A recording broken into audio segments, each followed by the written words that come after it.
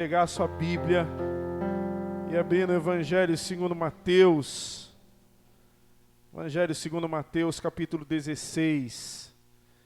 Evangelho de Mateus, capítulo 16.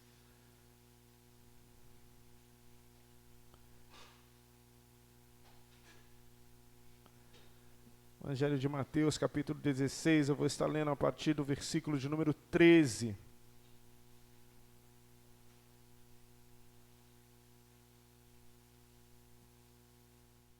Mateus 16, a partir do versículo de número 13. Diz o texto da palavra de Deus: Indo Jesus para as bandas de Cesareia de Filipe, perguntou aos seus discípulos: Quem o povo diz quem eu sou? E eles responderam: Uns dizem que tu és João Batista, outros dizem que tu és Elias, outros Jeremias ou algum dos profetas. Mas vós, perguntou Jesus, quem dizeis quem eu sou? E respondendo, Simão Pedro disse: Tu és o Cristo, filho do Deus vivo. Então Jesus lhe afirmou: Bem-aventurado és Simão Barjonas, porque não foi carne ou sangue que te revelaram, mas meu Pai que está nos céus. Também eu te digo que tu és Pedro, e sobre esta pedra edificarei a minha igreja, e as portas do inferno não prevalecerão contra ela. Dar-te-ei as chaves do reino dos céus. O que ligares na terra terá sido ligado nos céus, e o que desligares na terra terá sido desligado no céu. Então advertiu os discípulos que a ninguém dissessem ser ele o Cristo. Senhor nosso Deus, bom estar na Tua presença, contemplar a beleza eterna da Tua santidade. Nós não estamos aqui só para cumprir um rito religioso. Nós estamos aqui para ouvir a Tua voz, para nos conectarmos contigo de maneira que a partir desse tempo, nenhum dia nas nossas vidas passe sem que nós percebamos a Tua presença, sem que nós compreendamos o Teu mover, sem que nós contemplemos o Teu favor, sem que nós experimentemos o mover das Tuas mãos sobre nós, Deus. E nós queremos continuar vivendo isso, que essa palavra possa ser um viés santo e poderoso, que adentre na nossa alma com todo poder, com uma faca de 2 gumes, como Tu mesmo disseste na Tua palavra, que separa a carne da alma, e nós possamos Te viver, Te experimentar de fato nesses dias, que às vezes são tão estranhos, mas estão sob o Teu domínio, sob o Teu querer. Faz um mover sobre nós nessa noite, em nome de Jesus.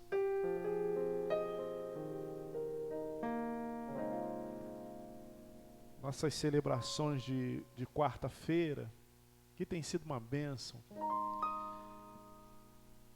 Não importa o número, não importa o tempo. Às vezes está muito frio, esse inverno fez um frio. Às vezes está chovendo, às vezes acaba a energia.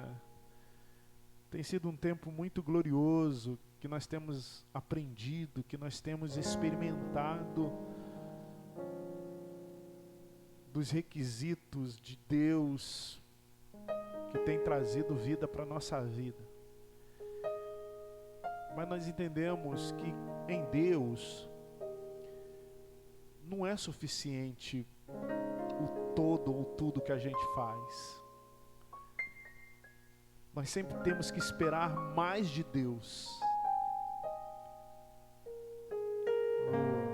abrisse, os meninos da música cantam aquela música, mais de ti, eu quero mais de ti, porque Deus pode nos dar muito mais do que aquilo que nós esperamos, planejamos, intentamos.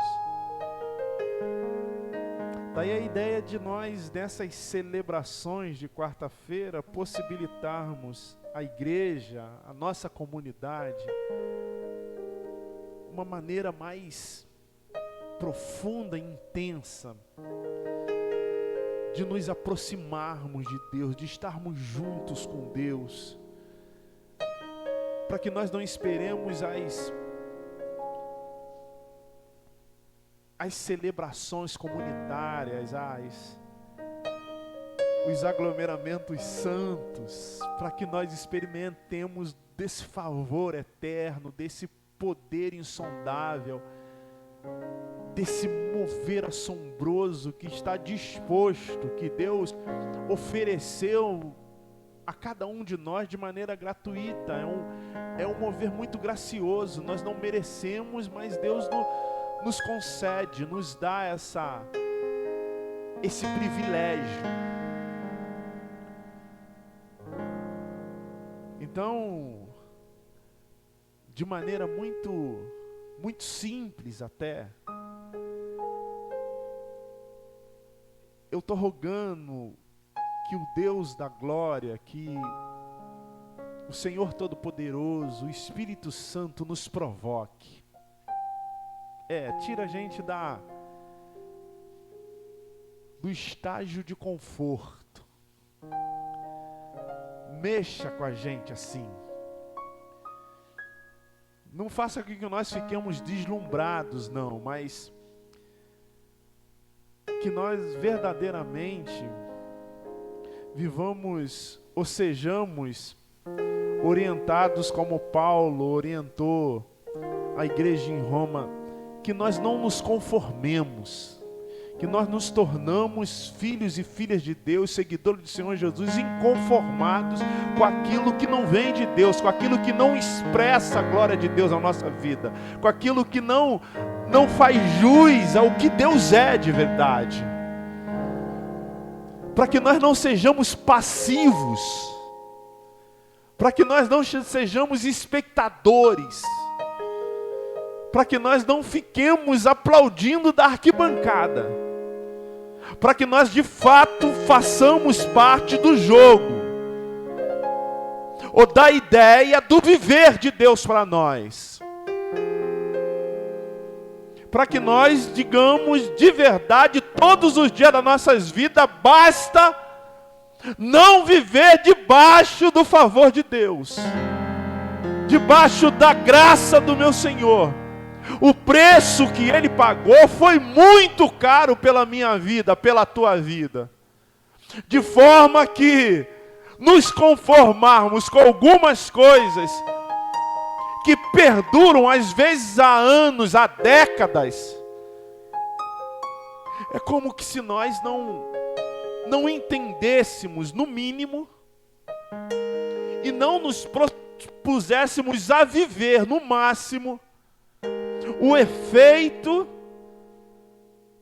da cruz do Calvário, daquele sangue que fora derramado na cruz do Calvário. O preço, ele não pode ter sido em vão, o preço não foi barato. A verdade é um preço que nós não conseguimos mensurar. O querer, a vontade, o desígnio de Deus para cada um de nós.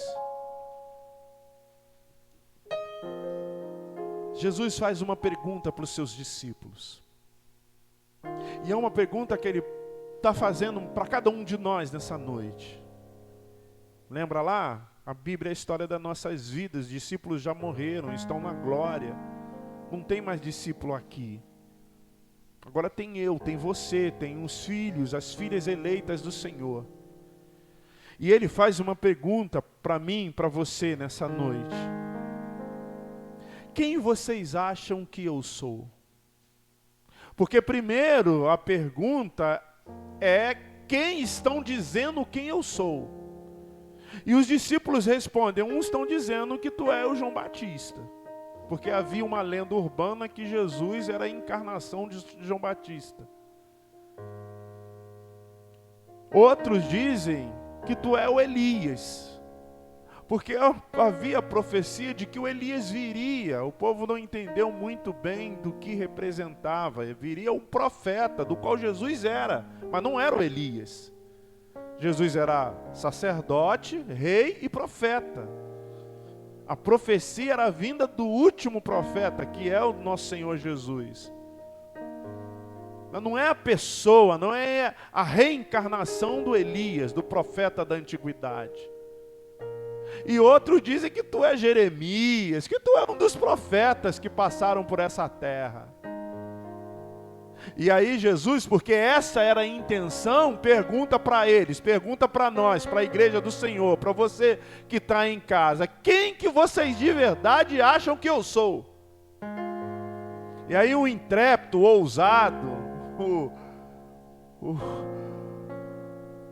marrento do Pedro diz assim: tu és o Cristo. Tu és o Filho do Deus vivo, tu és o Salvador, tu és o Todo-Poderoso, tu és aquele que tira o pecado do mundo, tu és aquele que levou sobre si todas as nossas enfermidades, todos os castigos que nos tirariam a paz. Tu és a paz do Senhor em nós. Aí Jesus endossa o que Pedro, que o Simão Bar-Jonas diz assim: olha, filho de Jonas, bem-aventurado és tu, porque não foste homem, não foste carne que tu revelaste, mas o Espírito de Deus, o Espírito que está sobre você, o Espírito que está sobre a igreja, o Espírito que eu prometi, que eu prometo que virá após mim, que vos convencerá do pecado, da justiça e do juízo.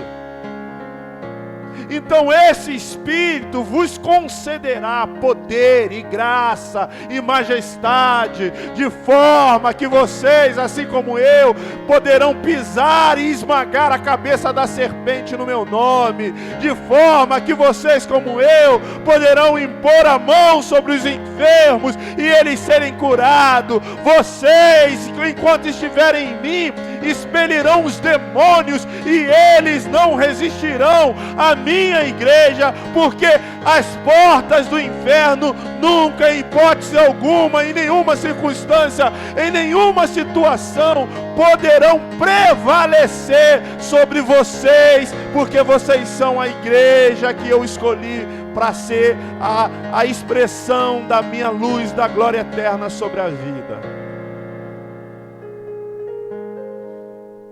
Senhor Jesus, Ele nos capacita, e Ele prova isso, que Ele chama o Pedro e fala: olha, Pedro, sobre ti eu vou edificar a minha igreja. Toma as chaves do reino de Deus. Porque o que ligardes na terra terá sido ligado no céu. E o que de ligardes na terra terá sido desligado no céu. Jesus está contando uma coisa para mim e para você nessa noite. Ele está dizendo: olha, eu te dou, eu lhes concedo, não são de vocês, mas eu concedo para você todo poder, debaixo do céu e em cima da terra, em mim. É muito mal compreendida a figura das chaves que Deus dá para Pedro. No conceito popular, Pedro tem a chave dos céus. E ele está lá como porteiro do céu esperando você, quando você for arrebatado para a glória, arrebatada para a glória. No conceito teológico, o Pedro, ele tem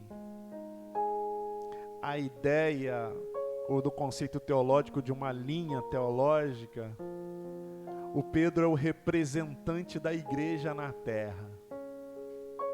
E aí Pedro morreu, aí nasce outro Pedro, e nasce outro Pedro, até que chega o Pedro de hoje, que não se chama Pedro, mas é como se ele fosse o representante de Deus na terra. Isso é de uma corrente religiosa cristã. Mas o que o Jesus está dizendo é o seguinte: Pedro, você de verdade hoje, conforme essa revelação, você representa a igreja. Pedro, quando responde, ele está sendo o microfone,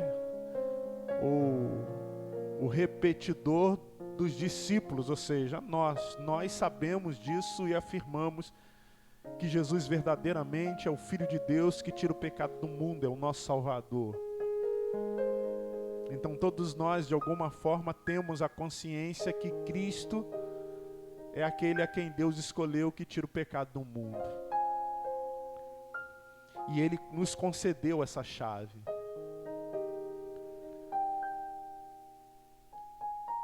E mais, Ele disse, olha, o que você ligar na terra, terá sido ligado no céu. E o que você desligar na terra, terá sido desligado no céu. E é outra compreensão extremamente equivocada que algumas correntes têm. Porque Ele diz, olha, o que você fizer na terra pode ter efeito no céu. Não. O céu é o efeito. E que se você tiver harmonizado com o efeito do céu, alguma coisa de novo, de especial, de extraordinário, até de sobrenatural acontece sobre a sua vida. Então o que você tem que viver? Você tem que acompanhar os desígnios do céu, a visão do céu. E quando você fizer isso, nada, absolutamente nada poderá te conter. Não por você, não por mim, não porque nós somos alguma coisa, mas porque o céu veio sobre nós. O desejo, a vontade de Deus está sobre a nossa vida. Não há quem possa nos conter. Se nós estivermos debaixo, sob as mãos, as promessas, a vontade de Deus. E como é que isso... E o que a gente faz para acionar esse mecanismo? Lembra da mulher que eu citei aqui na oração? Ela toca em Jesus, e Jesus diz assim, olha, saiu de mim fluido. O que parece? Parece que ela apertou um botão automático que aciona o poder de Deus. Em princípio, parece que isso é algo tecnológico, né? Parece que é algo assim que não cabe na realidade da fé. Mas é isso mesmo que acontece. Deus nos deu capacidade de acionar os mecanismos que fluirão bênção sobre as nossas vidas. É o botão santo de Deus, assim. E como é que a gente começa esse processo? Primeiro, entendendo que quando Deus nos dá a chave, Ele nos dá junto uma responsabilidade. É, uma responsabilização. É isso que Ele te deu. Então todos nós que estamos aqui nessa noite, na presença de Deus, temos uma responsabilidade. Nós temos a chave do reino dos céus. O que a chave faz? Ela abre e fecha. É isso mesmo, a analogia é real. E quando Ele te dá uma responsabilidade, você começa a ter uma visão. E essa visão não pode ser para fora, tem que ser para dentro.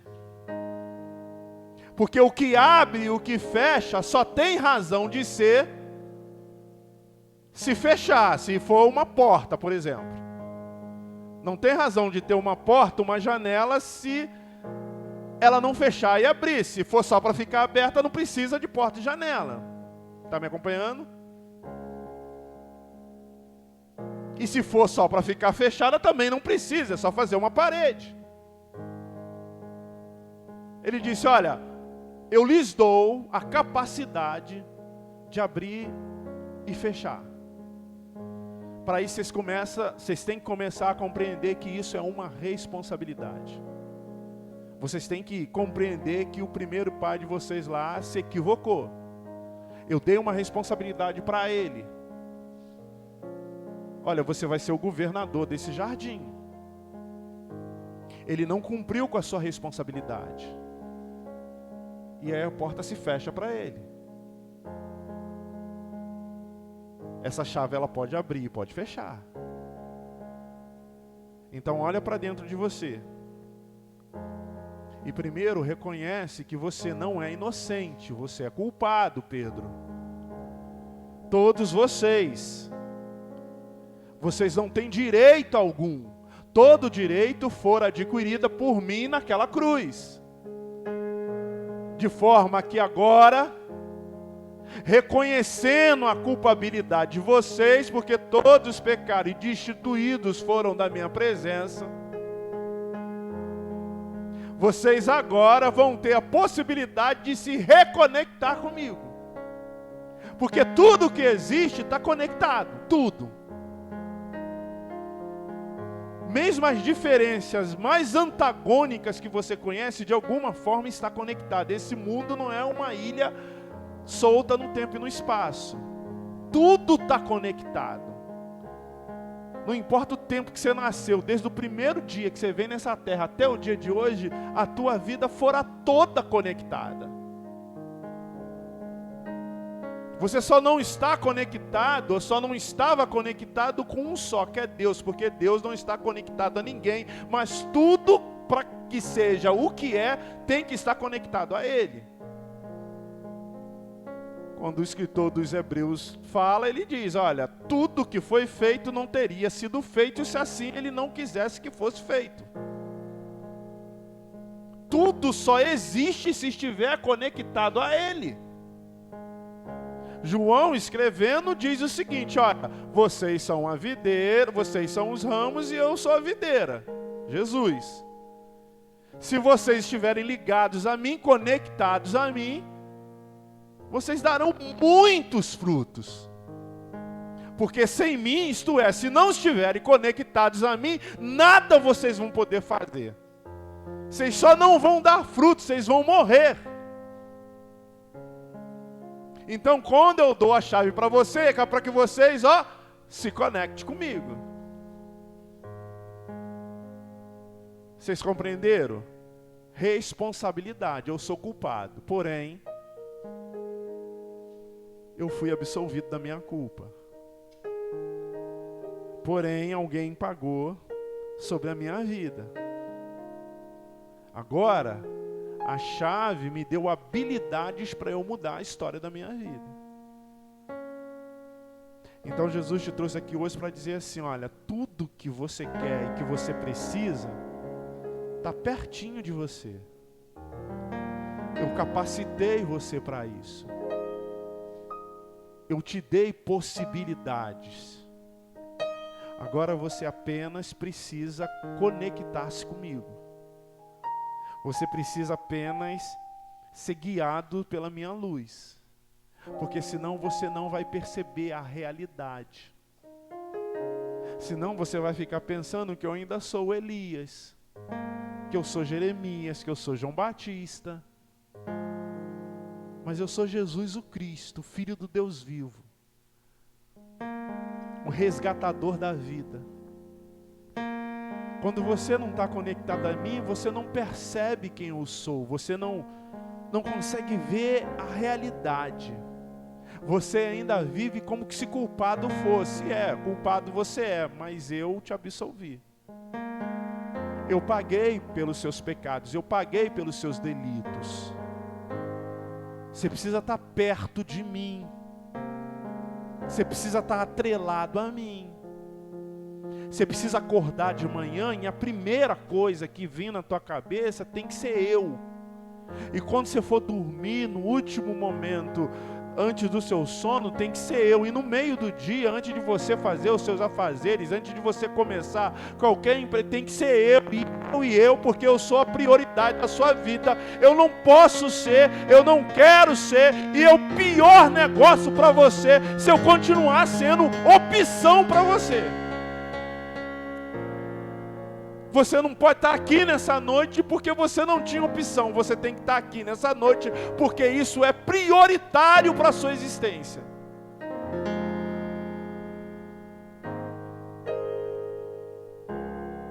Se responsabilize. E comece a estabelecer as metas dessa existência. Quem estava aqui na quarta-feira passada próxima? Então, na quarta-feira, eu falei uma coisa para vocês. Estabeleça metas espirituais. Saiba onde é que você está. E saiba para onde você está indo. Eu oro uma vez por dia. Daqui a um mês eu vou estar orando 5 vezes. Sei lá, estabeleça metas espirituais. Eu expliquei que esse negócio não é um negócio estatístico. É um negócio bíblico. O João, quando prega... O Pedro, quando prega lá, a Bíblia fala quantas pessoas se converteram. O João, quando vai orar, o texto diz que horas que ele vai orar. O Daniel, quando ora, a palavra diz quantas vezes ele ora por dia. Então, estatística não é um negócio. Quando o povo sai do Egito, a palavra de Deus conta a quantidade de gente que sai do Egito. Tudo isso é estatística. Então estabeleça metas espirituais, mas hoje a gente vai um pouquinho mais longe. Estabeleça metas para a sua vida. Ele diz assim, ó, tudo que você ligar na terra terá sido ligado no céu, e tudo que você desligar na terra terá sido desligado no céu. Ele está dizendo, aquilo que você faz tem implicações no mundo espiritual, é claro. Mas o que é que tem implicação no mundo espiritual? Aquilo que já está pré-estabelecido por Deus no mundo espiritual, no céu. Então, se você estiver indo e vivendo contrário à expectativa e desígnio de Deus, espere chegar em lugar algum.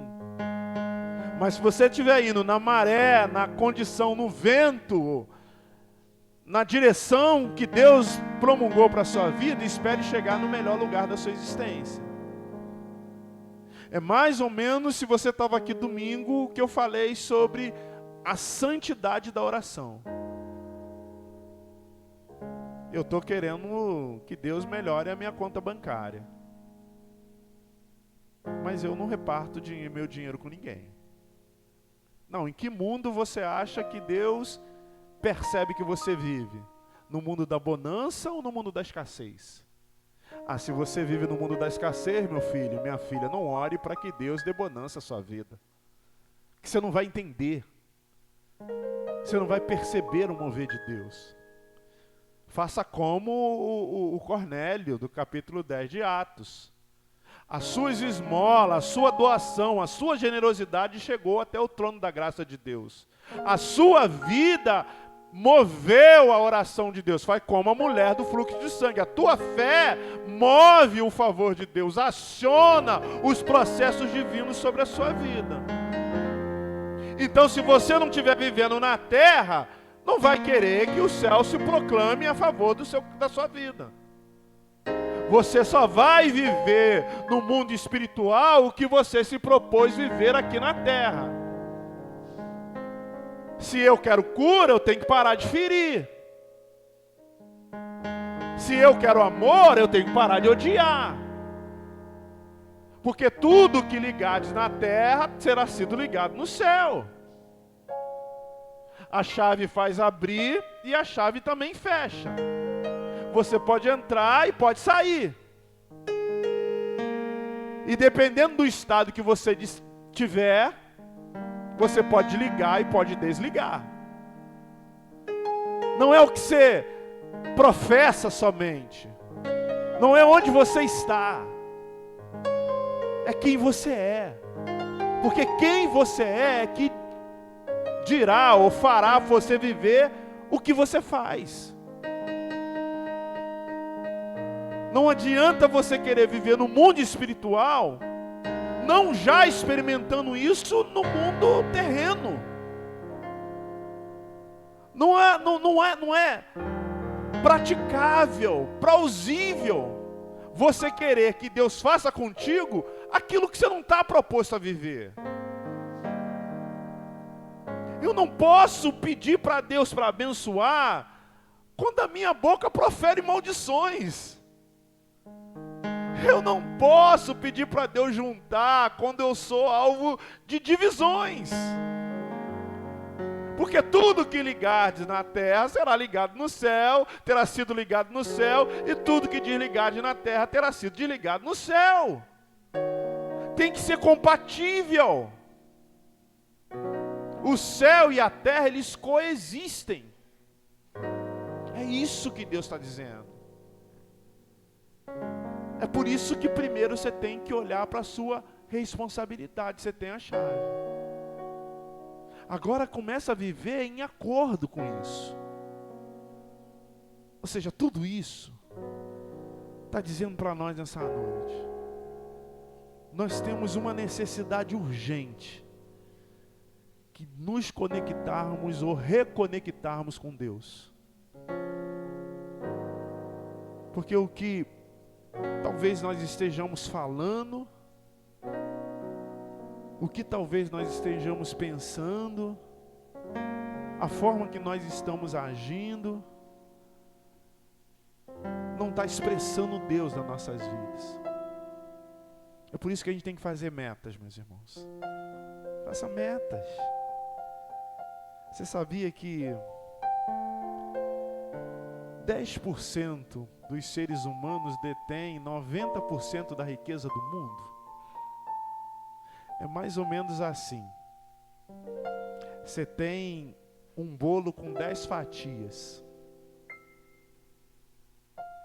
9 e tem 10 pessoas.